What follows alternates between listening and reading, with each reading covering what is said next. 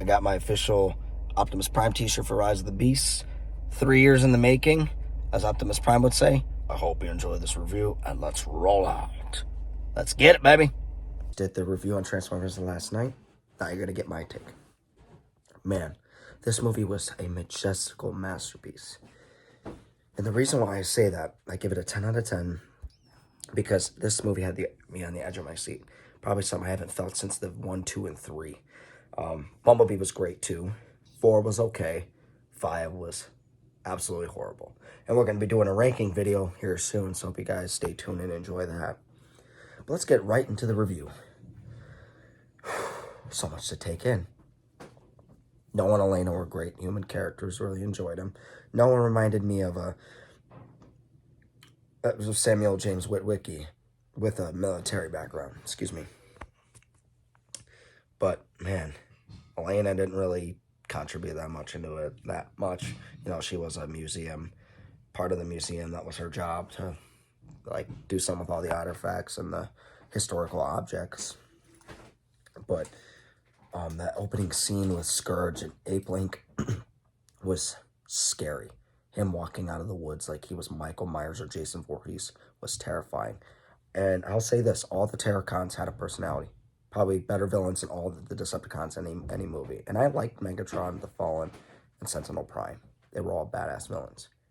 And Lockdown, of course. But other than that, Scourge was the best main villain of all time. And we'll get into that in the future, too. He was just a menacing horror villain. That's what it felt like. In terms of the action and the CGI, wonderful. All the Autobots had charisma. Mirage, RC, Wheeljack, all had charisma. All of them. Wheeljack and RC were kind of side characters, although that one shot where they're shooting at the Scorponok and Terracons that was such a badass shot. I love that shot. I like Wheeljack's look. I know some people are like, well, Wheeljack looked like a nerdy weirdo. He's a scientist, so I dig it. Mirage was the standout Autobot in this movie, though, along with Optimus. Pete Davidson did a great job. The humor was hilarious. You know, it was actually kind of funny how he portrayed Mirage. And they even did a callback to his original mode, the little race car mode, like his Formula One race car, which I can't do because it's illegal to drive that on the road. But the movie is very fast-paced, and it picks up real quickly. My two favorite battle scenes in this whole movie was when Optimus Prime and Scourge were battling on that hill, and they fall and tumble, and Optimus Prime and him tumble, kick, and punch each other, and the slow-motion shot of Optimus Prime wailing Scourge right on the jaw. That was beautiful. And, not to mention the fact that museum fight was actually jaw-dropping. They actually killed Bumblebee. They killed him off for the majority of the movie. And Scourge took his emblem and put it on him. And man, I was actually shocking because they never really did that to Bumblebee before. Bumblebee never got owned like that. But Battletrap and Nightbird were pretty good menacing villains too, even though they were killed off extremely early in the movie. I shouldn't say extremely early. I meant extremely quickly. Bumblebee took out Nightbird by jumping out of the plane and stabbing her, and Battletrap died by Optimus Primal. Optimus Primal is funny because they both argued. Optimus was like, hey, that's my kill, and Primal was like, you wish. That was a badass moment. Not to mention the fact the Maximals, amazing job by Ron Perlman himself. Optimus Primal was definitely the standout Prime. I mean, he was the standout Maximal in this movie. Another jaw-dropping moment was the 50 minutes of just straight action. You know, I love that. When you got towards the end, you could see how menacing Scourge looked without his little horned mask. And he ended up shooting Mirage to protect Noah. And Noah and him had a really good bond in this movie. I'm glad to see there was someone other than Optimus and Bumblebee having human connections, even though still my favorite connection is Optimus and Sam from the first 3. But Noah and him got a connection, and Scourge ended up blasting him and protecting Noah. But we find at the end, Mirage ends up kind of surviving in a way by being rebuilt. But man, Scourge ends up dying one of the most brutal ways imaginable. And you know how Optimus Prime kills people, you know. He bashes jaws in, you know, tears off joints, rips off arms and limbs. And this, he took his Energon blade, stuck it right in between the jaws of Scourge, and literally decapitated and ripped his head off while his body was against lava. Scourge did probably the most damage out of any of the villains in this movie. He did some detrimental damage, and he meant business. The final battle was incredible from start to finish. And not to mention the fact, Unicron was finally introduced. Man, I forgot who voices him. Was it Domingo? What was that guy's name? I forgot the guy's name, but Unicron has finally joined the live-action universe, so we rejoice. He's finally joined the franchise, and now we get to see him in CGI. He looks amazing. But I think they're gonna end up we're gonna end up seeing the full version of Unicron at the end of this story. I think that they're doing a trilogy, so yeah. But you see Scourge and Unicron kind of get into a little heated debate. Scourge ends up, this is before he died, ends up giving him the transwarp key, and Unicron said, "You idiot, that's the only first half of it," and he ends up twisting Scourge into almost a bajillion pieces. But as you guys know, the Terracons are servants of Unicron. And at the end of the movie, we see Transformers and G.I. Joe are doing a crossover. Something I didn't really expect. That was jaw-dropping too. I didn't expect that. Although I would have preferred a Transformers and Fast and Furious crossover. That would have suited my likes more than usual. However, I'm still enjoying the idea. But I wonder where they're going to take it and what they're going to do with it. But man, this film was awesome. I'm going to tell you, go see it in 3D. This movie was better than 5. Better than 4 and 5, I will say that. I think there was a lot of elements in this film that reminded me of Michael Bay, Stephen Cable Jr. Well, actually, Michael Bay did produce it, never mind. But Stephen Cable Jr. was able to, you know, kind of bring in the Bay-formers elements in certain ways. But this film was just nonstop Transformers, and that's what I enjoyed the most. And I enjoyed Optimus's personality in this one, too. He was very different, he was against humans. He rejected the human race, you know, he didn't really like them that much. And I found that interesting because, you know, like an alien and a human, they're just trying to protect their own planets. And I respect that. That was awesome to see. But man, I'll tell you what right now, this movie was incredible from start to finish. I don't care what anybody says, this movie was incredible. And I recommend you going to see it too. I might still go see it 4 more times, so in total 5 times. So I hope you guys enjoyed our review. I give it a 10 out of 10. Thank you guys for watching this, and I hope you guys enjoy. And let me know what you guys thought about the movie below. Hey there, guys. I'm Dom. Jaws. Ice Mike. And today, we're going to be reviewing Transformers Rise of the Beast. We just went and seen it. What did you guys think about it? I thought it was really good. I'd give it a 9.5 out of 10.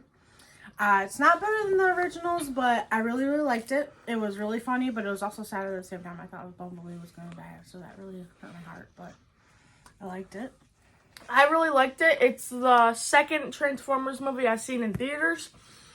The third Transformers movie I've seen. I haven't seen all of them. I'd give it about 11 out of 10. It's a really good movie. If you guys haven't seen it, you guys should definitely watch it. And yeah, it's just really good. I like you said, I felt bad when Bumblebee died, and I felt bad when Mirage died. I know, I didn't expect him to die. He died He went back to life. One of the coolest things about this movie is that it was able to do justice because Mark Wahlberg failed the franchise so bad, and Michael Bay kind of lost his touch. Because we all can agree the first 3 movies are goated without Yes. without any doubt. Yes. Bumblebee was amazing as well. Transformers 4 was good. But 5 is where I think the franchise hit a low blow, and unfortunately it suffered because of it. But Because it was more of the people than they were talked robots. about Anthony Hopkins and Mark Wahlberg's character more. And how are you going to call Transformers The Last Night when The Last Night was a human? Mm-hmm. The Last Knight was a human. He was a human, not a Transformer. So, yeah, that movie was a major disappointment for me.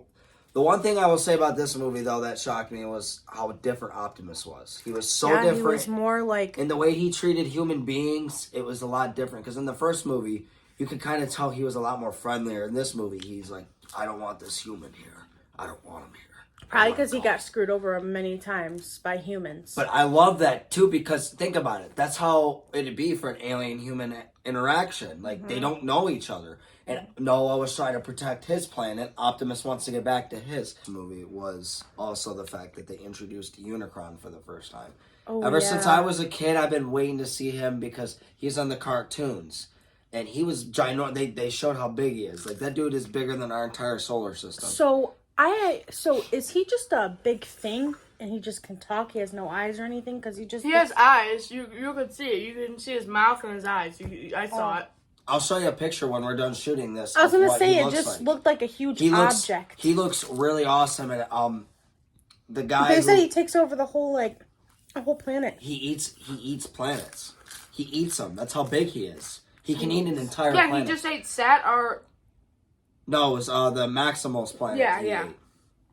But... Jeez. Oh, and that's another thing. The Maximals, Ron Perlman, Hellboy, did a good job as Optimus Primal. I give that dude all the props for that. Because, that's the one thing that the Dinobots failed to do in the 4th and 5th movie. They didn't have character. They just went around and started screaming and puking up cars and stuff. It didn't make any sense. But Optimus Primal, I felt like he had a legit backstory, and I enjoyed it. And so did all the other Maximals. I think I will take, though, from this is the fact that Air Razor, man, she was a main character in the Beast Wars, but then they ended up killing her off just like that in this one. She got infected by Air Razor. Oh, the Falcon. The Falcon, yeah.